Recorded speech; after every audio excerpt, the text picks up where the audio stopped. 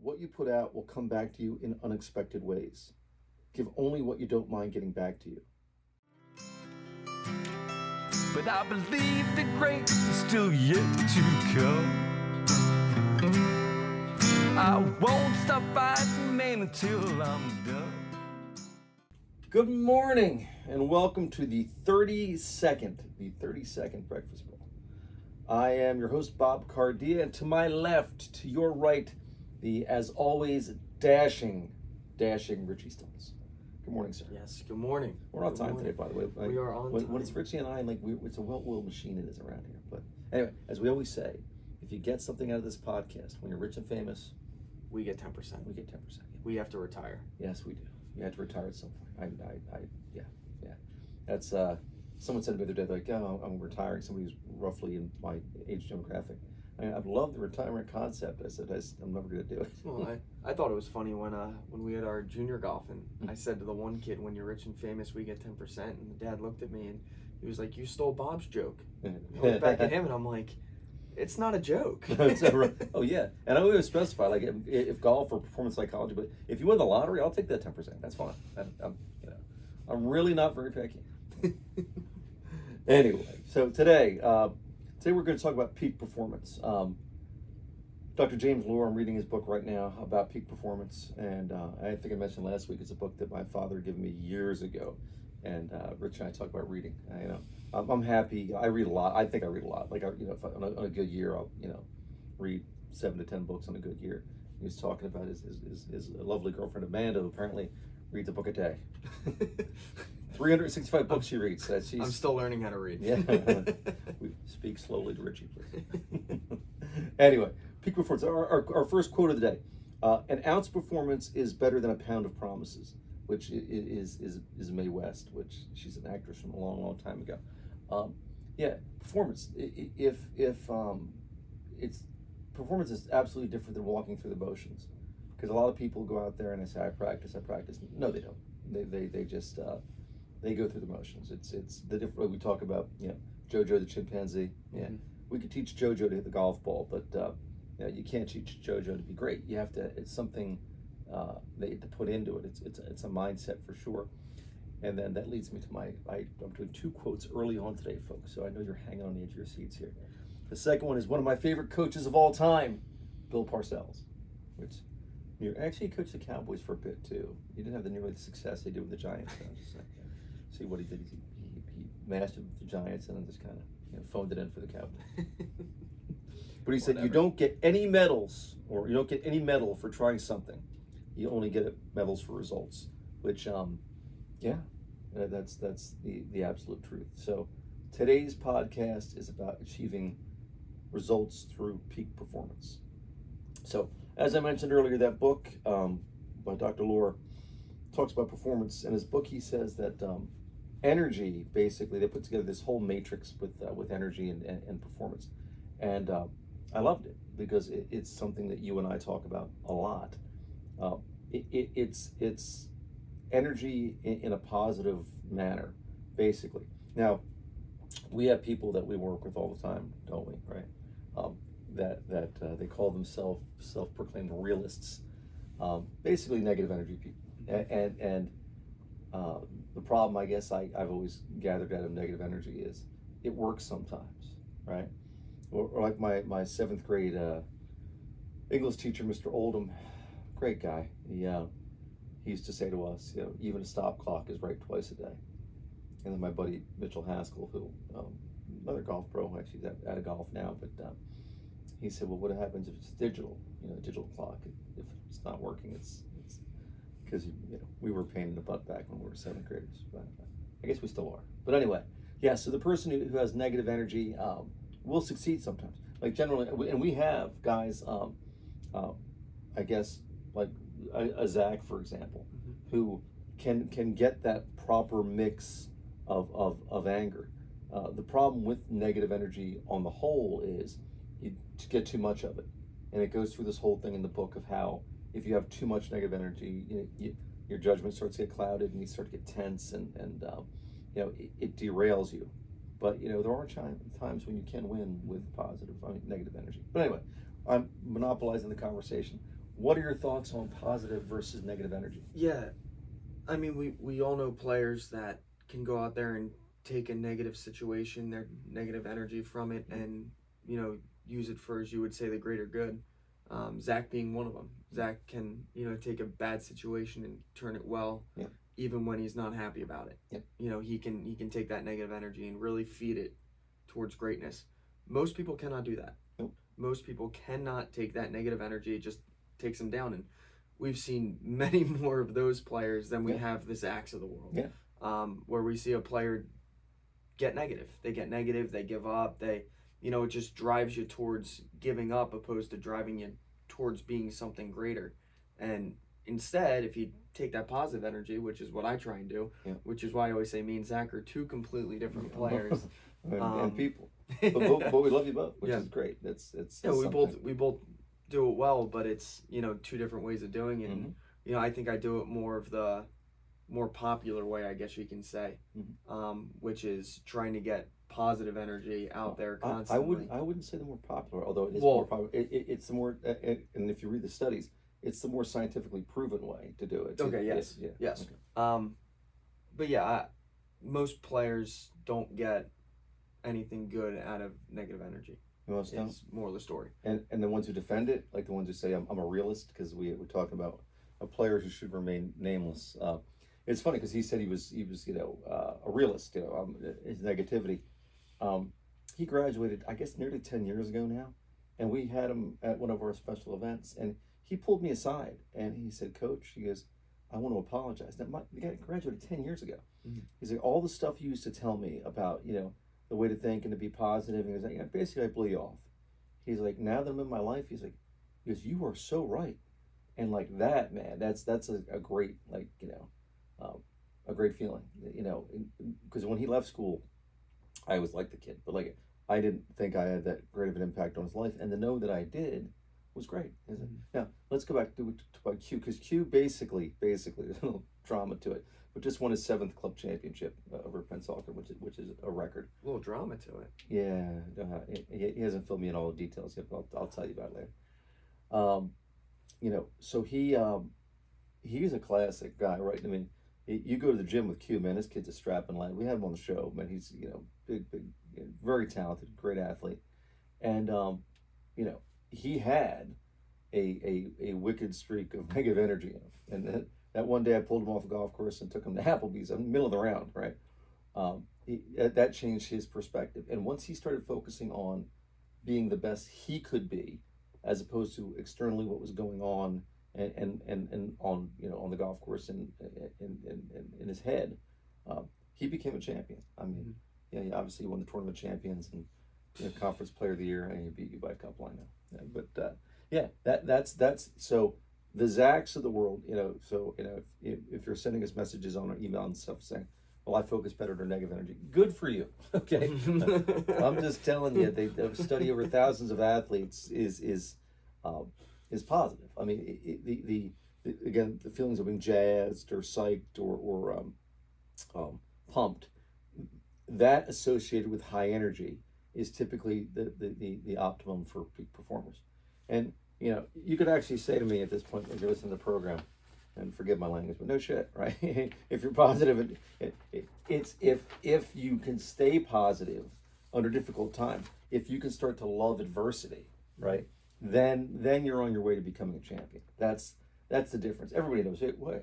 Hey, Bobby and Richie said that if I stay positive, I'll probably do better. And you're like, yeah, I know that, right? But when things are going wrong, that's difficult to stay positive. Yeah. So when things are going right, it's very easy to be positive because you're happy. You're happy, you're excited, you're like, wow, this is great. The second things go wrong, and especially if that's in say one round of golf and things are going right and you're happy, and then things, drop off the planet and you're like, whoa, that's when it is most important to me to stay positive. Because if you don't, that's when everyone gets negative. Everyone, falls off the rails and the whole 9 yards, and next thing you know, it's game over. But, when things get negative, that's when it's time to get positive. Yeah, embrace it for sure. Yeah. You learn from it. Gosh, I really want to use this player's name, but I'm not going to. This was over a decade ago. We had this young man, local player, one of the few ones that actually probably one of the only ones that ever left the program that I'm like, good. You know, he's a player, but like a conference championship. I don't even ever told you this story. It's like 12 years ago. He was winning the conference championship after the first round. He shot some ridiculously good number. Let's just say he shot something under par. And he invited his whole family out for the final round, right, for the tournament. And he started falling apart. And man, that kid, like when things started going badly, he just took a wicked turn. And I remember his I think his grandparents were out there watching the tournament. And like on the 10th tee box, he snapped at him. He's like, oh, "Get out here! I told you not to." And like, you know, the grandparents and the parents like sheepishly walked over to me and they said, "What should we do?" And my initial reaction, coming from my Italian family, was, "Well, you should have reprimanded him when he was 12 years old. Like no one should talk to the parents or grandparents like that. Nobody." But that was a classic example of somebody who had no control over. He was the most delightful, pleasant person when things were going well, but the absolute Jekyll and Hyde when things started going poorly. This kid had a temper, and honestly, an attitude that was just detrimental to everybody around him. So, yes, staying positive when things are going bad is the key. Now, furthermore, Laura goes on to this thing about high octane energy, and a Ferrari, for example. And I loved it. I loved this example because it talked about performance in people. And basically, you're at the gym all the time. I'm at the gym all the time. You and I are in constant pursuit of world domination, as we say. So, I mean, we do this. I mean, look, we do these podcasts here, we do these shorts. I mean, we constantly try to develop new ideas to make what we do more successful. But high octane. So let's just say you're a Ferrari, I'm a Ferrari. Okay. And things are getting a little bit difficult for us. So let's just say we're struggling financially. So you know what? We're going to put in regular gasoline into our Ferrari. Okay, right. Will it run? Yeah. It'll run? Yeah. It'll run. Okay. It'll also misfire, get poor gas mileage, burn through plugs. It won't run as it's supposed to, right? What you're putting into that perfectly crafted machine won't work because you're putting in poor fuel. So I love that example because that anybody like you or I who wants world domination, going through the motions or having people in your life that don't share your vision, or I mean you can go a myriad of ways with this. People, negative people in your life that are constantly putting you down or constantly taking no accountability. Just going through the motions, like writing workout programs and doing them, but without intensity, or going after, you think going after a dream, but if you're not going after it with high energy and positive energy, then it's not going to work. So anyway, your thoughts on the Ferrari example, for example? Yeah, I mean, my thoughts are back when I was in high school. There was a lot of players that were a lot better than me. That's hard to believe. That's easy to believe because I wasn't that good in high school. I could play, but there was you knew the kids that started when they were 3, 4, 5, 6 years old. I mean, the ones that the parents started them when they were 3. Yes, the kids that burned out by age 15. Yeah, yeah, those kids. But you look at those kids and they're all Ferraris, and one kid, for example, I actually ended up beating him in a club championship match. He thought about coming to play for Rutgers at one point. You know who I'm talking about. But he was a Ferrari back in the day. He was like, going into high school, he was the kid to beat in high school. He was, that guy. Yep. And negative energy took over. Yeah. Took over. And not only just in golf, but in life for this kid as well. And next thing you know, I ended up seeing him because I really didn't talk to him at all in high school. I used to play junior golf with him, but I didn't talk to him at all in high school. And I met him years later again. And he still had some talent for sure. Yeah. But the level he was at, the level I was at back in high school was astronomically different. Like it was two different universes. And, now I'm going out there and he can't beat me. Yeah. And it's, he put the wrong fuel in the tank. Yeah. He was the Ferrari that, put the regular gasoline in the tank. And that just didn't. Right. Yeah. No. And again, so so I'm just looking at my notes from what Laura said. And you said for an athlete, so for a Ferrari, low octane fuel means poor acceleration, unreliability, foul plugs, poor mileage, etc. But for the athlete, it means negative energy, poor judgment, tight muscles, early fatigue, poor concentration, and loss of control. And again, we've all had experiences where you got pissed off and did better. But like that's to get that proper mix is not where you want to be. Mm-hmm. So with that said, the second quote of the day, and I let me read this one because I want to make sure I get it right. What you put out will come back to you in unexpected ways. Give only what you don't mind getting back to you. Right? And you could do that in athletics, you can do that in relationships, you can do that in anything, right? It's and one of our quotes in a short stay was basically, if you judge people by their actions, you won't be fooled by their words, which I love that because it's don't tell me, what you want, right? Show me.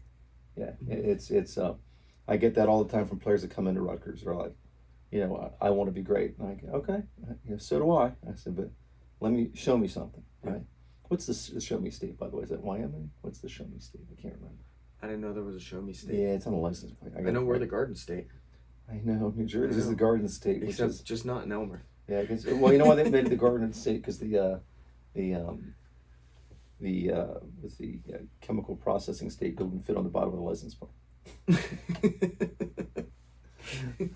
I'm from New Jersey, folks. It's okay. Yeah.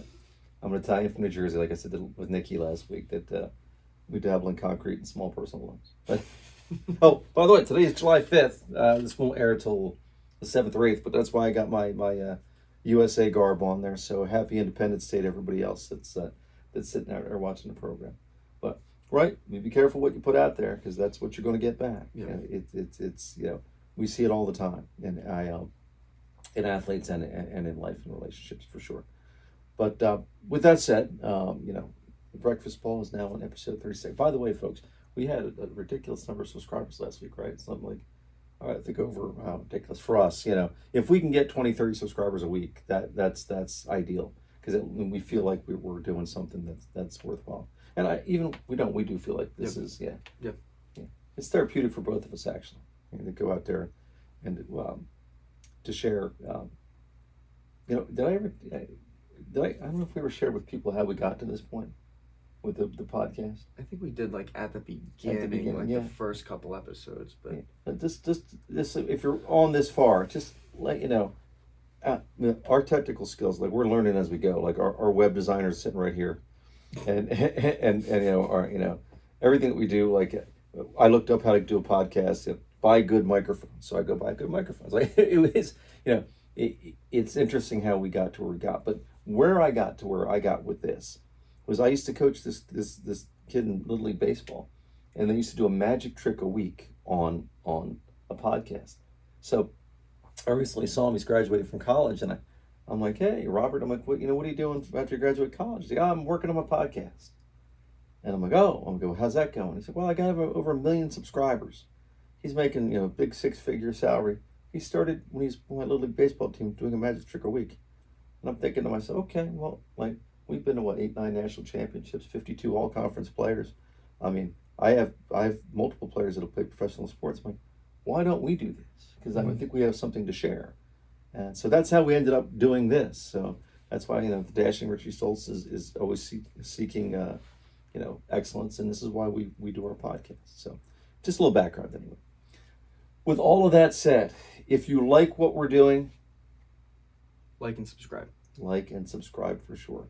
And also, I got to make sure, because I've now had 2 people say that they try to get on our Breakfast Ball or South Jersey Golf School store and have had trouble getting stuff. So I'll hit them back again today to find out what's going on with that. Yeah. But did I forget anything this week or no?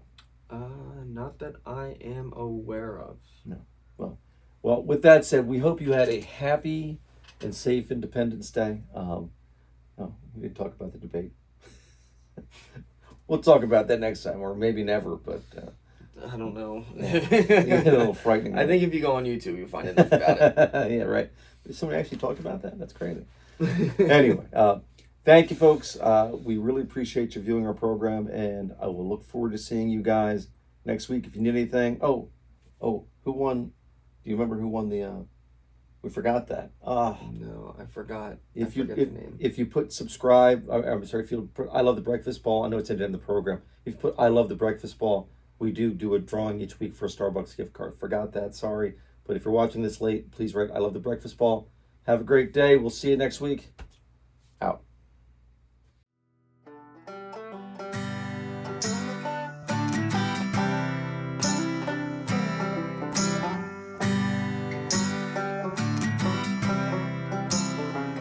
Glass of bourbon, ha ha. My bourbon, ha ha. My bourbon, ha ha. Alcohol. Because no great story ever started with